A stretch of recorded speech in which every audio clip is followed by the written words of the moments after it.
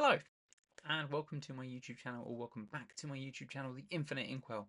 I'm Lewis, and I'm currently on a journey looking at different ways that I can tell stories and trying a few out for myself. At the moment, I'm trying to tell a story through the medium of a video game. Thanks for coming. This is my very first update on what I've been doing to actually do this. It's been a little bit daunting in places, but as you may have seen in my previous video, I found a game design document that I like the look of and how I like the feel of it and how it works. And I've started filling mine out. Today, I just want to walk you through how I've been getting on in my first update. The game design document was actually relatively straightforward. I've got pretty far into this now, and there were some challenges, I'm not going to lie, but it was actually pretty straightforward. Okay, so here's my version of the game design document. Let's have a quick look through here. I've actually been working on quite a few of these areas. I've defined my game overview. I'm very happy with that. The areas that I'm still working on are actually crafting the story, gameplay. Although I'm quite happy with some of the gameplay pieces and the visual identity, that's still coming along. It's not fully there yet. And then clarifying tech stack is actually something that I want to talk about later. Let's start with defining the game overview. I'll just talk a little bit about what I've been doing here. I've actually made it very clear about what my game's about. What is the point of my game? What is it doing? The past year or so, I've been going through a bit of a journey around understanding balance and how I maintain that in my life. That's what I wanted the game to be about. It's about achieving balance. I want to do that through puzzles, challenges, and just kind of everyday elements that you find in the game. The faster you achieve balance, the sooner the game is over. If you struggle to achieve balance, the gameplay plays out for a lot longer, and there are different story elements that come in. Slightly different, kind of interesting. I want to see where it goes, but the idea is to get to that point where you're a balanced character as quick as possible, or however you want to play it. I mean, I'm saying as quick as possible, but as a player, you may want to approach this slightly differently. When I was looking at target audience, I'm the target audience. For the moment, this game is for me to see if I can tell the story, but I will be making it available for other people to play. I want feedback. I want to understand what works and what doesn't, and how can I evolve this further, and how might it impact a second game or even a follow-up. This is going to be a single player game. I want to keep it this way. Multiplayer, I think, as I've covered before, adds so many different challenges. So early on, this is going to be a single player. It's going to have different levels and different objectives within each level and different things that you can go and do. Some will be optional, some will be mandatory, and that will depend on the day of the week that it is. And by day of the week, I mean a week loop that you go through. So across your week, you can explore different things. You can go and do normal life stuff. But there are little decisions that you make in those everyday scenarios which have an impact on your character. You can play this game however you want to. There's good behaviors and bad behaviors, and good behaviors will go one way and bad behaviors will have another. All of these little actions have an impact. Now, one of the things that I've not spoken too much about so far is scope. One of the things that this document has helped me do is to refine the scope of what this should be.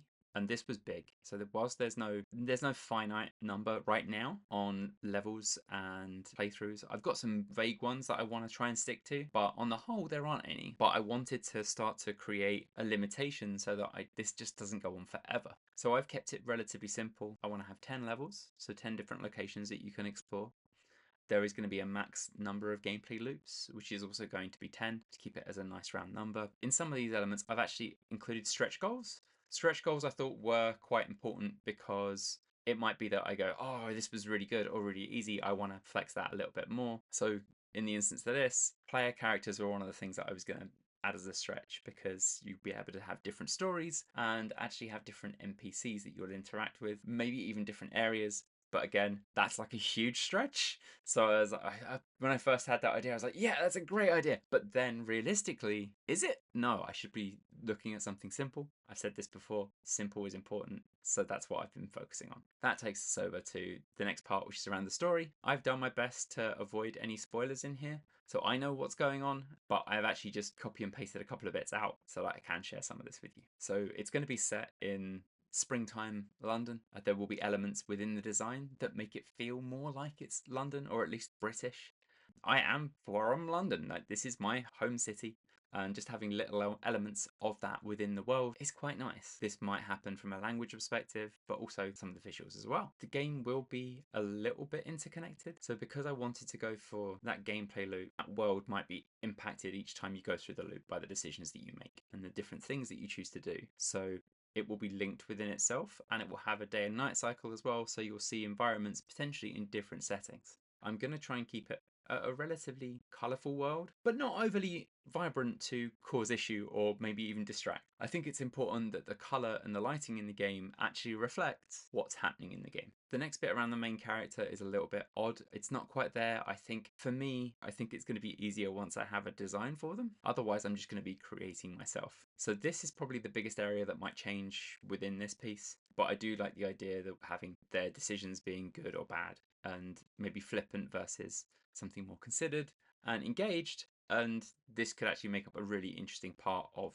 the main character and how they change and grow. There will be some supporting characters, so NPCs. So as I've mentioned, there will be a love interest, some friends, colleagues will be a thing, as will be family, because all of these are things that you would interact with on a weekly basis. Say things, people aren't things.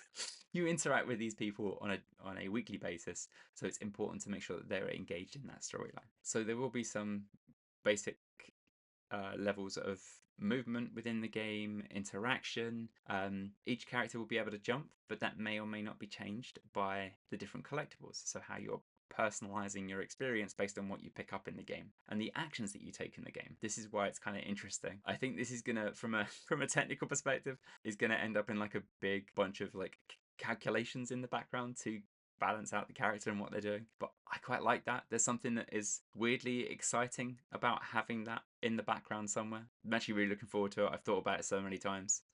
But again, I've only really thought about it as I've started writing this document, and that's great. The narrative is just about your life and living it within the game. There will be some branching. I think it will be basic. It depends. At the moment, because of the different number of loops that I'm looking at, it might actually be that depending on how many loops you go through before you achieve balance, if you achieve balance, that some of those story elements might change and your ending might be different. Yeah, that could be interesting. I actually think some of the calculations based on the decisions you make as you play the game will help with that. Let's move on. Let's go over to our gameplay. A lot of the mechanics are just going to be movement mechanics, some conversation options and interactions. There will be a jump that may change, as I said before, and there will be some mini games. I've kind of given some of these away in here. So collecting baskets when you're going shopping at a supermarket. There will be a meditation game and even an exercise mini game. The button tapping is actually probably going to change. This was just some initial ideas that I had. These will be some of the mechanics and sort of gameplay elements within the game.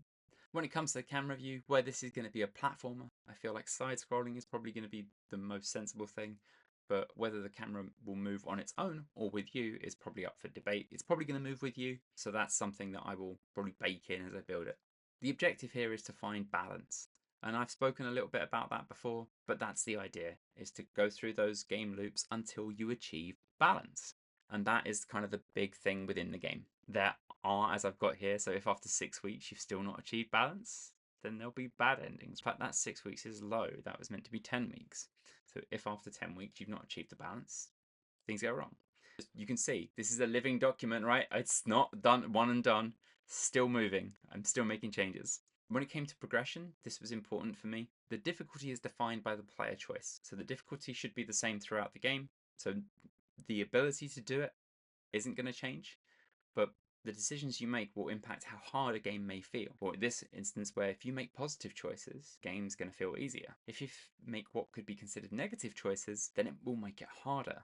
And this is something that I've thought about in how the game is built out and how you start to play the game, that these have to be explained to you as you go through those first opening levels. And that's something that I'm going to be baking into this because I don't want it to feel too daunting or very unaware of what you're doing as you go through things. I've got some levels here listed. These are the original 10. This is probably going to be where the cap is. Some of these might change, but I just wanted to give myself a list of locations that I need to start thinking about and how I start drawing those out. I've got some structure here just around that balance and a positive and negative ending. There might be more endings, so if there's any grey areas or it takes you, say, instead of it taking you the full 10 weeks to achieve balance, maybe you do it in 6 as opposed to 3. That might have a different ending because there might be different story elements that occur in that window. But again, that's probably more of a stretch thing. I like the idea of exploring that, but I think it's a stretch. And now for the visual identity. Now this one's actually a little bit misleading. I think this is more about both the visual identity and the sound. And the sound is super important. So I have a vision board. There are certain elements within here that I want to include within the game. This is my vision board. Within here, you can see there's a few different elements. I've been looking at some of the old pixel stylings. I quite like them, particularly from the Super Nintendo era. There were some fantastic games out there, and where a lot of these are side-scrolling, so you look at Mickey Mania here, there's a lot of detail in there. Same with Super Mario Bros. 2. Are they a stretch? Potentially yes, but they're the kind of thing that I'm looking to achieve in my game. I think Mickey Mania might be a little bit too detailed, but I think it's probably pretty close. If I'm honest, I think that I'm probably going to end up with something that looks a little bit more like Bart's Revenge that you've got down there. However, I have the bigger stretches of, well, what could I do if it could be as awesome as some of the latest games, Tales Noir, which is beautiful. The world looks so incredibly lived in and real. It's fantastic. And I guess a less detailed version of that would be something like Shredder's Revenge, which in itself does look really cool, but is probably a stretch too far. But they're good inspiration to draw from when I'm looking at building out my world. And the reason that I'm using those is that bits of the pavement are broken and gritty, the buildings are dirty. London isn't beautifully clean. It's been here for hundreds of years. It's dirty, it's gritty, things are broken. Taking influence from things like Shredder's Revenge is awesome. So, and the same with Tales Noir. There are elements that I can bring in, and some of the mechanics there are quite basic and actually fit my needs quite well. Using the example of Super Mario Bros. 2, I actually put down the door mechanics here. For me, there will be an element where you are moving between levels, which will happen through doors, because in the real world, that's how you move around. Doors. I actually quite like what the Legacy of Kain games did, where actually had like a small cutscene to open and go through doors. It looks cool, but after you've done it a couple of times, it gets really annoying. So something simpler like this would probably work quite well. I've got a lot of fruit here. So food is going to be an element within the game. So I wanted to make sure that I kind of captured some examples of fruit that exist in video games. And then we have Fallout. So these screen grabs from Fallout are actually around dialogue. And I'm not sure how dialogue is going to work in game yet and what that character piece will look like. So where you're having those interactions. Will they be just lines at the bottom of the screen? I like the idea of being taken out of your standard world environment to something like this, like Fallout 2 did, and having dialogue there. I think there's more we could do there, and something where I'm looking at maybe even bringing in voice actors to help out with this could actually be pretty cool and add a dimension to the game that wouldn't have been there otherwise. And then at the bottom here, just underneath that, there's some different visualizations for meditation. Meditation is going to be an element of the game. I don't know what that looks like, but I wanted to have something there to represent it so I could have a think about it. None of these are quite right, but I'm going to have a think about it.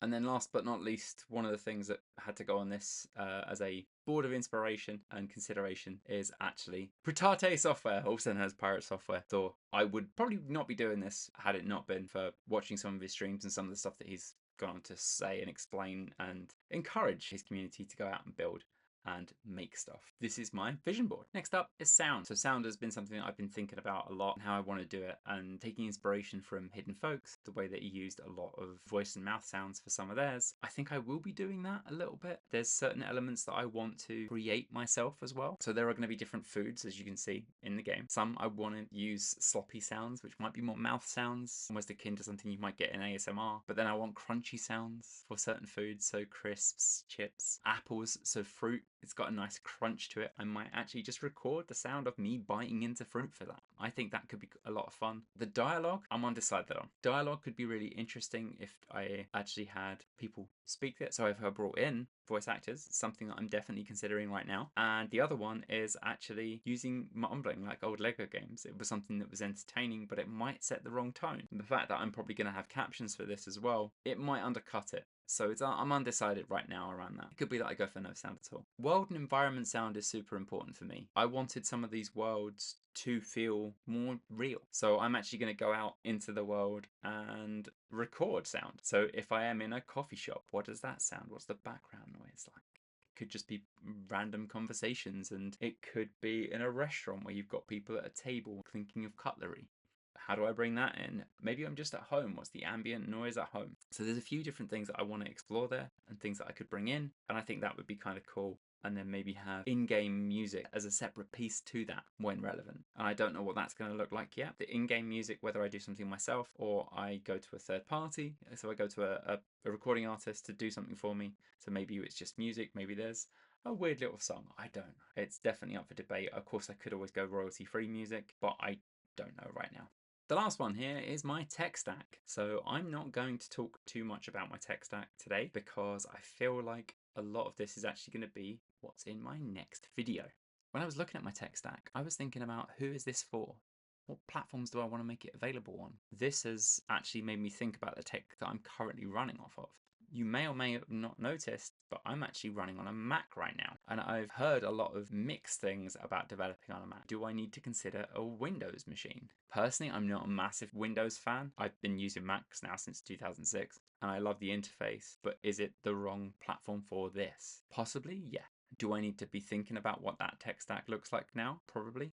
Have I got a Windows PC? Yes. Is it a potato? Also, yes. It has the 1080 Ti.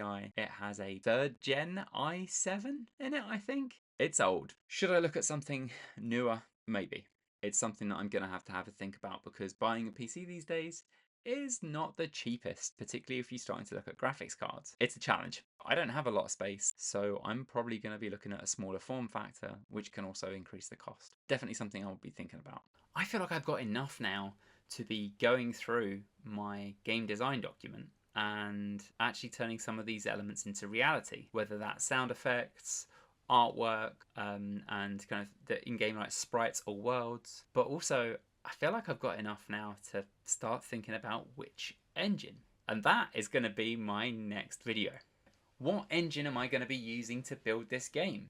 I think I've got a few ideas, but if you come back next time, we're going to go through and explore these things together around which engine I should be looking at. That's my update. If you enjoyed, if you could hit the like button, I'd really appreciate it. If you want to come on the journey with me and see what kind of game I can make in this first attempt, or even what I can do from a storytelling perspective and the different ideas that I'm going to explore, not just in video games, but in film, in books, in art, do feel free to hit that subscribe button. It would be great to have you along for the ride.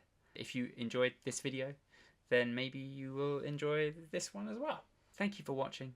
I hope you have a great day.